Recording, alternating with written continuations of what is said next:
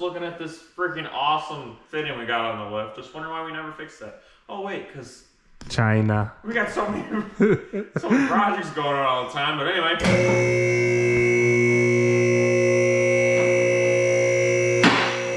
Tailon going up on Tuesday. It's Friday. I haven't had foul. What do we got going on here? What? Why is the axle all wet? Moist. I'd like that club limiter, you know. What is this, an RCV? Hey. It's not rusted. Is that diff fluid? Well, yeah, I filled it up over here, and you know, this big dong was leaking. Oh, yeah, you sprayed it wet. All right, carry on. Kind of like that. Jeez. We'll pull the pin on the other side. Wow. Hurry up before she falls. Is that all the way? This is scary under here. Yeah, you know, it's still could have gone up like another 6 inches. Yeah, it's a little spicy under here, boys. I don't know if I want to stand under this, you know? We're gonna give her the good old shake test before we keep moving forward.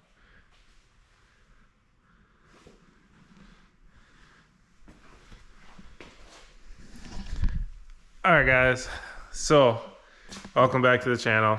If you guys are new here, which I doubt it, we bought this Talon wrecked at Copart, got like 500 and something miles on it, and we are a hardcore rock crawling channel, hill killing, rock crawling, all the above, ripping high speed stuff once in a while.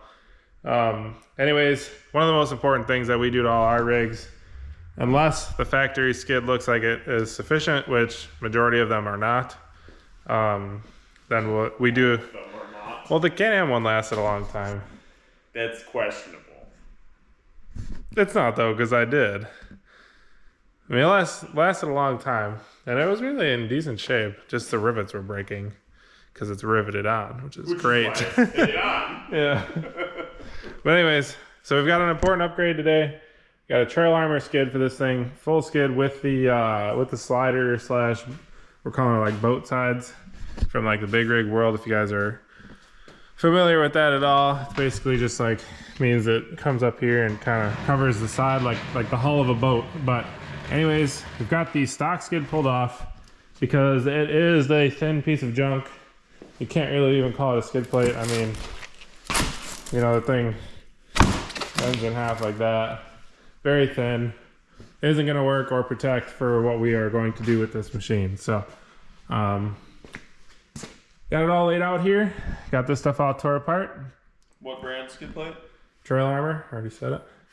So boat sided is probably my favorite thing about this one. Yeah, I mean that's the only it's the brand. only one that I know that's even tight to the body that covers like some of the side without catching like extra mud and stuff. Yeah. I run it on my Polaris, Billy runs, and it's a great skid plate. It just leaves 2-3 inch gap on the side and it catches extra mud. It's not like it's a bad thing, it's just an annoyance, and that's one thing I can complain about. An excellent product. Yeah. So we will show the differences between, because I've got it on the X3 over there as well, and we'll definitely show like the difference between what we're talking about with that gap and what the Talon, which is a really cool design, I mean, that the Talon offers for mounting and that Trail Armor took advantage of and did with their skid setup. So probably won't film too much of that. It is a pretty straightforward install from what it seems. So I'll probably catch you up a couple times maybe in between, but definitely show you the finished product. what we like about it, why we chose this brand, and go from there. But quickly, I just wanted to show you guys the underneath of this thing. It looks brand new all the way throughout here. It's got main runners are square tubing. A lot of the cross braces are square tubing. Basically from like trail arm pickup, which is right here for reference. From here back is tube for the main runner, and square tubing going across for engine and trans mounts. Other than that, the main frame, we'll call it, is square tubing, which is pretty cool. And if you guys don't know, this thing was wrecked pretty hard in this whole area. It was all rebuilt. If you guys want to see it, check it out on the channel. There's a whole playlist about it. But cool to see that none of this stuff is bent. You know, it's the first time we've dropped all of the skid plates and seen what was underlying underneath here. And looks good. So we're gonna move forward and check out what needs to be done to start throwing this new stuff on. All right, same spot, different skid plate. Couple hours later. It went smooth. I mean, I've installed one on a Can-am. I think you helped with Billy's and did yours, right? I did mine on my Turbo S off the ground, which sucked. I helped with Billy's to put it on and then to take it off and then put it back on. And then I did one on RS1 diff life. Which absolutely sucked. I forgot about you did the YXZ one. Yeah, I did that one too. This one by far the easiest one I've done yet. So majority of these bolts were threaded into the factory chassis, which makes it a world of difference because you don't have to self-tap the whole thing together. I also think that the self-tapper quality has came up. Yeah, definitely a long way, because the last group or of the metal self-tappers- of the frame on the Honda is worse. Yeah. Who's to say? The last ones I had sucked. I had to pre-drill holes in order for the self-tapping bolt to even do anything. So needless to say, that real big fans of the trail armor skid on the Talon, and this is 100% not. I just hit my head. This is 100% not a sponsored product at all. Paid full price through Tyler Downs. If you guys need a trail armor skid plate, he's a dealer for them. That's just who we go through. But with Southern Powersports. Yep, Southern Powersports, Tyler Downs. He always hooks us up when he can, helps us out, just like he would you guys. So we just really like this product on the Talon. If you ask me if I really liked it on the Can-am, I might have a different answer, but it's just nitpicking the sides. Otherwise, the skid plate's great. Yeah, sure. I don't know, but it's like it's the chassis of the X3 too. Like I had some screws that popped out of mine because it's all self tappers. I don't know, it's pointless. But anyways, on the Talon, it seems legit. There's probably only, I mean, there literally is only like 10 self tappers in this whole thing out of a lot of bolts. I mean, you guys can see them all down here.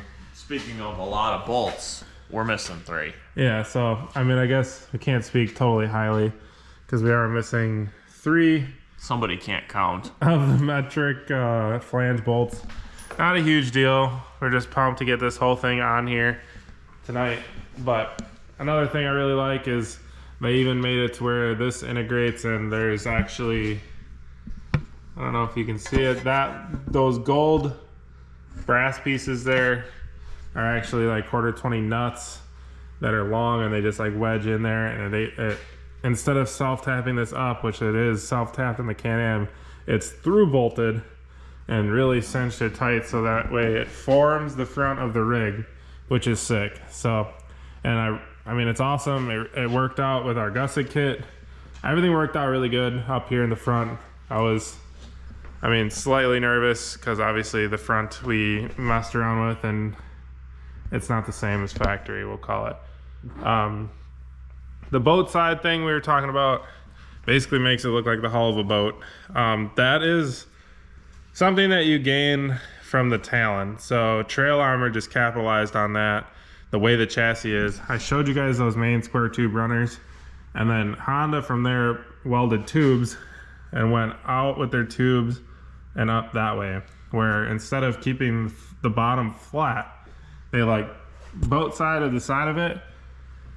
And when I was shopping for skid plates, Trail Armor was the only one that flowed up the side and gives you like legit rocker protection. I mean, yeah, I'm a firm believer in this skid plate. They're like self-lubricating and they work. They help slide over stuff. I don't know what else to say. They work how they're supposed to. It doesn't stick on stuff, it slides over it. And another thing that, you know, guys like us probably don't talk about enough, we measured from this round part to the boat side to boat side on the Talon, and what was it, 41 or something? Yeah, so like from the flat bottom, you know, like where you'd be hitting your main rocks. So from that point over to this point, so like where it starts to angle up on both sides was 41. So 41 inches, and then it becomes round. So from bowler fields and that kind of stuff, comparing that to the Can-Am, it's over 20 inches difference at its skinniest point. Well, yeah, I mean, yeah, at skinny point it was almost 20 inches. Yeah. So that's a lot of big rocks that you could miss just in that aspect. Like that's a big deal for guys like us. Yeah, I mean, everybody talks about ground clearance numbers, and those do matter a lot, but it also matters when the cab of your rig is 20 inches skinnier. I mean, I don't know. We pick apart on stuff like that. It's just things we notice. This is the preferred method we'd like on every car that comes out, even if it's not allowed to, the chassis doesn't allow it. I'd like it to be round and come up like this. I don't want it to stick out 2 or 3 inches. I don't ever want to run a tubes kicker, because in my kind of riding, the metal gets hung up on. Yeah, we get a lot of questions why we don't run tree kickers, and that's because it makes the cab of your rig wider, and in our opinion, it seems like we just get wedged into things when the cab of our rig is wider. I mean, it only makes sense. Yeah, and the tube has more friction. It doesn't slide like a skid plate. So even a factory skid plate slides better than tube, and then this stuff is like butter or grease compared to the factory skid. So not trying to rave on Trail Armor and for 8 minutes straight on this whole thing. Like the last stuff we're talking about, I mean, that's mainly like Honda's design of the chassis. Like I want to make that like clear. Like Trail Armor, you can't do that when the bottom of your rig is just flat. Like Honda went flat, and then when they could, they angled their chassis up, which is sick. So just something cool that we noted about the Honda. It's cool that it's all threaded. It's not freaking riveted like that thing. That stuff sucks. Or all self-tappers that don't self-tap. Yeah, the Polaris is a lot of self-tappers. From what I understand. Bolts, hopefully. But we're gonna wrap this segment up here. It's Friday night. It's like midnight. We're gonna get some sleep. We will be back out here Sunday, so we'll continue that video then, I believe. Check this out, sneak peek. It's the back of your shirt. Oh, I know. Sick. So that will be coming soon. I don't know exactly when. Just got a test of the hoodie to see how the quality is. It is epic, so I'm hyped on that. But we will pick this back up Sunday, where we got some more goodies to throw on this thing. So see you there.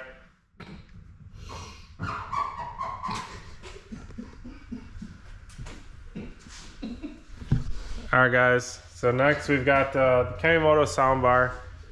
Pretty new product from them, so we're excited to try it out. And this is everything it comes with here. So it comes with some mounts. These are like your lower parts that bolt to here. So this is kind of how it works. They bolt on there. They give you 2 of these these nuts that slide in there, so you have threads. Then there's a couple different ways you can mount it. There's a whole like chamfer that way, and then there's a chamfer there. So a couple different options for mounting. Give you some instructions there, explains everything. There's a couple different ways you can wire it, which is sick. Which we'll get into that when we get to wiring this thing. Comes with a remote, aux cord, all the bolts and hardware you need, and then it even gives you a freaking Allen wrench. So looks like everything we need to install this thing. So we're gonna go ahead and throw this up on the stock cage here and get her wired up and see how she sounds. So should be pretty rad. It's got Bluetooth, aux, USB. I mean, all your typical stuff, and it's pretty good size. I mean, I think it'll be perfect for what we're needing. I mean, I've got a soundbar on the X3 here, as you can see, and it's pretty similar size to that. I mean, we're not looking for, you know, any surround sound, bass, all that stuff, but it is cool to have some tunes on the trail, which I think the average rider is in the same boat. So we will definitely let you guys know how it sounds and how loud it is for like engine noise and things like that once we get this thing out of the shop.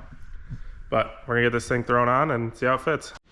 So they've got these little rubber isolator pieces that you put on each side of the roll bar clamp. That way it gets rid of some vibration. Hopefully it doesn't make noise. But you just bolt the lower part of the U-clamp on each side of the speaker, and then you just got this guy here that goes around your roll cage like so, and it'll obviously clamp down on it wherever. So pretty cool setup, real simple. I mean, pretty self-explanatory. We're gonna get it thrown on here and show you guys the finished product.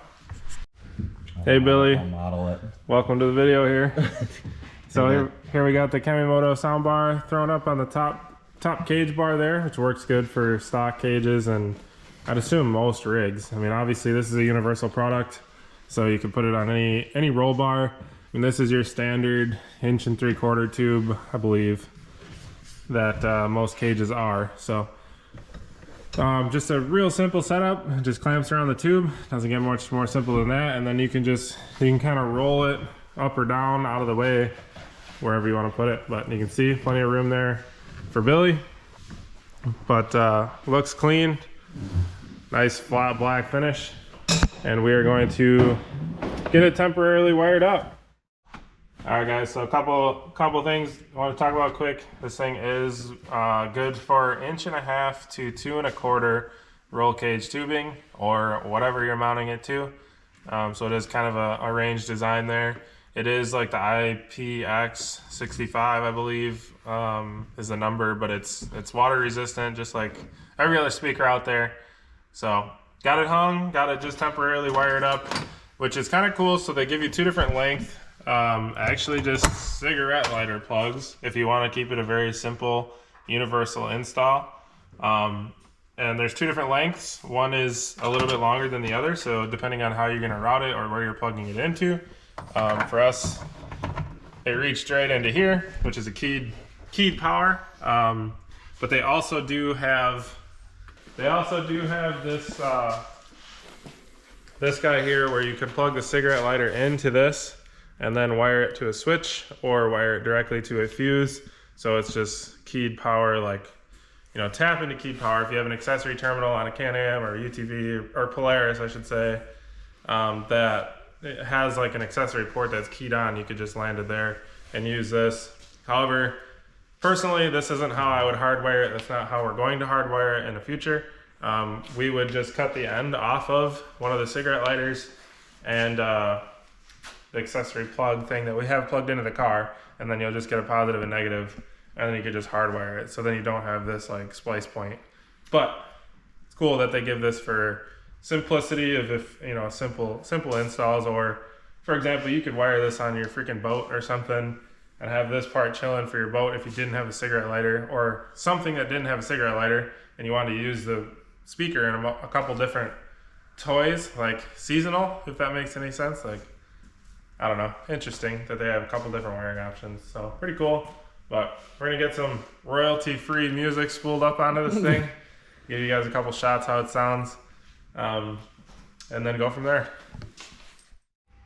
All right, so we got a Blownbudgetoffroad YouTube video spooled up here with some royalty-free music in it, so we don't get screwed on the monetization. But sounds pretty good, so we'll play it for you. I know it's really hard to show like the quality of a sound from a speaker to a camera to then your speakers of whatever you're using, so it's pretty irrelevant, but we'll play something quick for you anyways.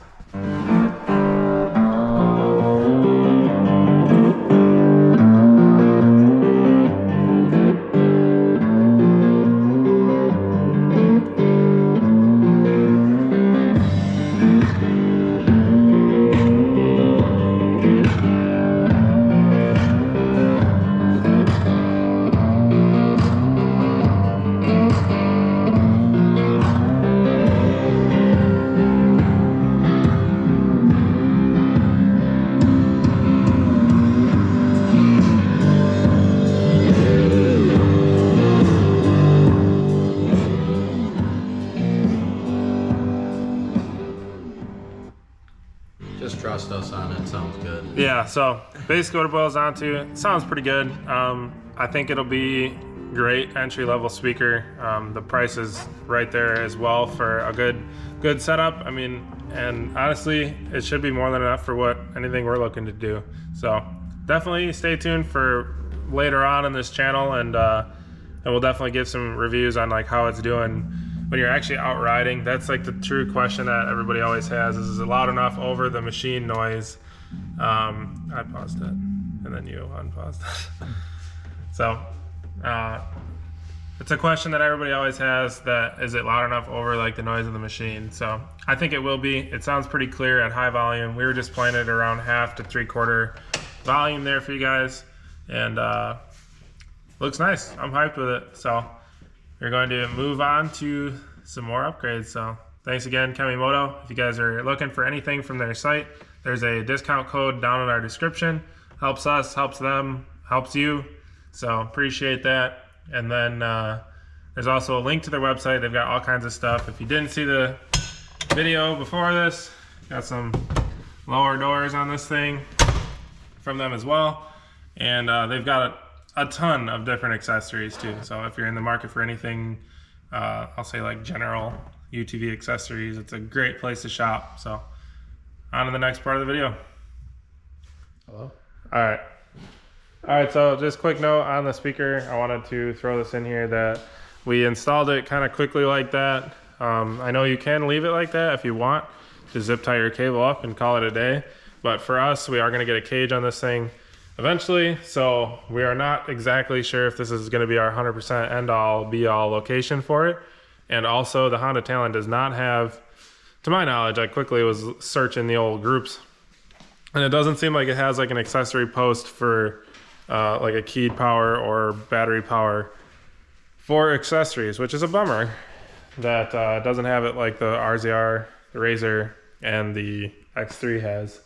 I don't know what other rigs have it, but I think a lot of stuff has it now, where you could just land your accessories right on a post already. So we'll probably put something in, some sort of fuse block or some sort, and wire it to that one day when we get a cage and we have it in its permanent location. So just wanted to add that in there. This isn't how we're gonna leave it forever, even though you could. We're back. Camera problems are real. Okay, so next thing up on our list, we got these super blinged out rear radius rods from Inclusive Manufacturing. They're made in the USA, 6061 FK rod ends. Yeah, FK rod ends. They're 1.25 inches thick. I mean, obviously high clearance. Yeah, they look super beefy, and the machining's really nice. They currently only come just like you see them. Therefore, the Honda Talon R. And I mean, you can see what the factory looks like Chintzy. versus just holding it up there. Basically, what you're going to gain is a lot. Yeah, I mean That's a lot. that's a lot of clearance. That's so many. Probably 4 inches, probably around there, which we'll get.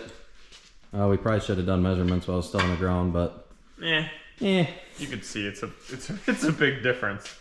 yeah, and the strength is really what we're going after. I mean, if they're strong, they can hit rocks and not bend. So we're gonna get to installing these. Oh yeah, got the bling.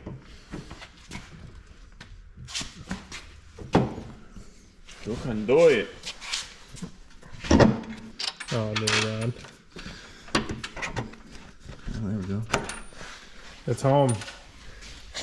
So there's Too one, good for your haul? There's one side. I will say, as we're throwing this together, what an easy radius rod install. Not necessarily like on the company. I just mean like the chassis itself. Yeah. Makes it pretty freaking accessible. Granted, this is my normal rig, and they got some interesting things going on down at like the knuckle side. So it definitely makes it probably one of the worst rigs to put radius rods on. But just wanted to note that as we learn about this chassis. Shoo, buddy. Boy, I thought that in my head at the same time you just said it. That is some serious bling and some serious girth. I mean, we wanted to throw it back down on the ground and give you guys It's some serious beef. some What's for serious dinner? beef. Give you guys some like left and right shot of the difference between the two radius rods.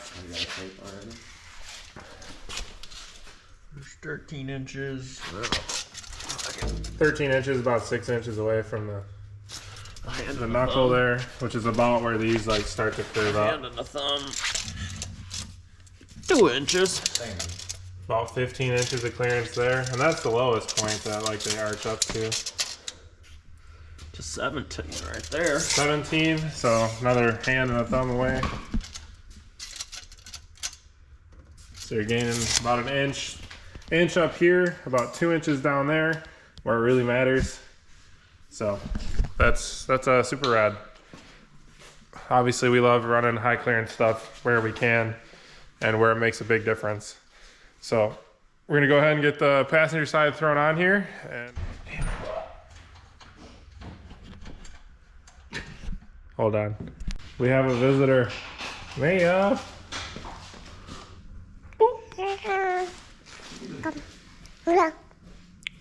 What do you think of the new radius rods? Do you like them? Say yeah. Yeah. You're letting me down. Yeah. I'm still a zombie. I don't know what day it is. You like them? I